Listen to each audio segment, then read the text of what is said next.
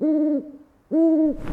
you soon enough. So hello everybody on YouTube. Welcome to the Marine Robotics Club first seminar series event.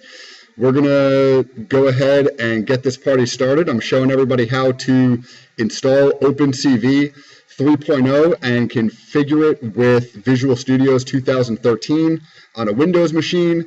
The machine that I'm using right now is a Windows 7 machine. And so everybody here has downloaded OpenCV, and you probably saw an executable file. This is going to be located in your downloads folder. Surprise, surprise. And when you go to OpenCV, so this computer already has it extracted on it, but if we look for OpenCV.exe, it should, no? Okay. OpenCV, there's a couple of them. So let's go ahead and look for this one right here. So this is going to be what your OpenCV 3.0 executable looks like. And by clicking on this, it's going to, of course, ask you to take to have its way with your computer. So you go ahead and you run that. You can get out of downloads now, and you're going to have this self-extracting zip file. I prefer to put it on the root C folder, mainly because later on, when we access the the system's environmental variable, you're going to need to put the directory to the build folder in, and it's just a lot cleaner by having it right to your C. So we'll go ahead and click extract. It's a pretty quick and painless process. This one looks like it's going to be about 3 minutes, and it's climbing through pretty quick, building exponentially, so we'll be through it nice and fast. Now I'm going to get a jump on it, and while this is going, I'll start to access the system environmental variable.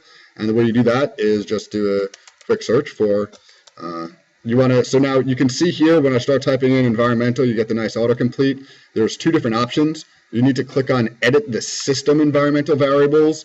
This will give you administrative access and be able to access the deeper level. And you click on environmental variables.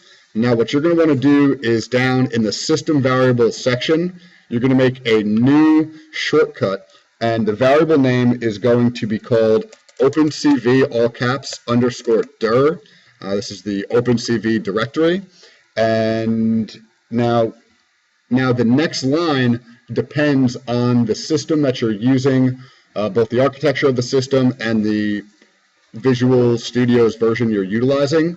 So now we can go to the C folder, and you find OpenCV. And just to go through this build structure a little bit, or the directory structure, you look at build. Now you have two options. You have x64 and x86.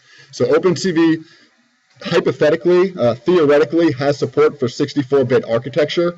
In my experience, even though I have a 64-bit machine, I've never been able to get the 64-bit version to compile correctly. So even whether or not I'm using 64 or 32-bit, I'm always going to select x86 for your 32-bit architecture. Now VC11, VC12, this corresponds to the version of Visual Studios that you're running. VC12 is Visual Studios 2013. And VC11 is Visual Studio's 2012, I believe.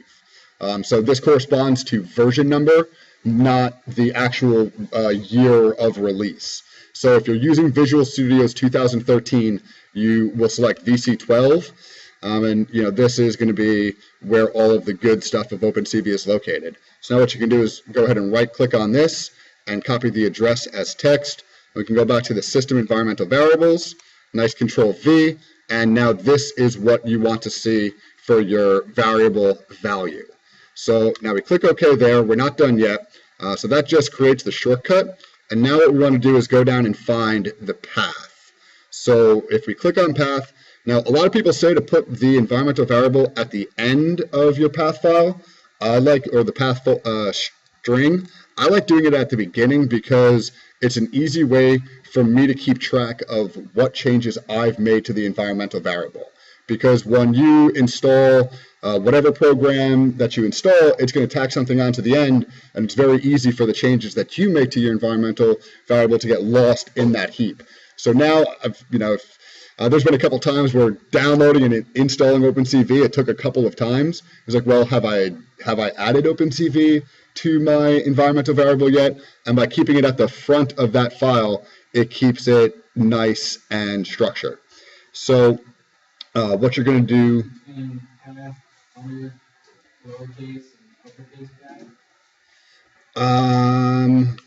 Let's see. Okay, so there's a question that came in that asked if path with a uppercase P and a lowercase ATH has a different functionality than the all uppercase. On this machine, it looks like there's not that version of a path variable, so I'm going to say that that's just machine specific. Path is as far as the variable path, it looks like it's not case sensitive, so it's only on your machine. It might be some lowercase letters, it might be all uppercase, but the path will be the path all the same. So now going back, we're going to go ahead and go to the beginning of this structure, and pardon me one moment. I want to make sure that I get this going right.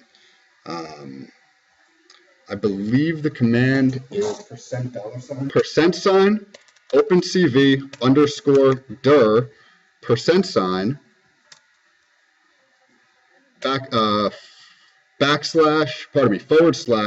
/ bin. And you're going to follow that with a semicolon. So now what this is going to do, in between those %, it's going to look at this variable that we set up, and then it's going to link directly to the bin folder, which has got our DLLs in it that are going to allow the computer to do the DLL thing.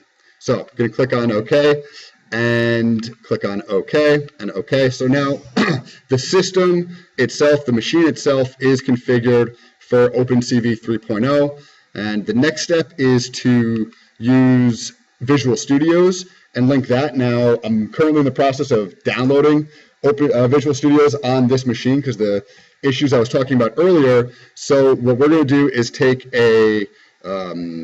we're going to go out of order a little bit and now talk about some of the core functionality and data types, and that'll give the machine time to finish installing Visual Studios, and we'll be able to come back and finish the configuration of the Visual Studio specific environment, and then we will close up with some of the nice scripts and ways that you can play with your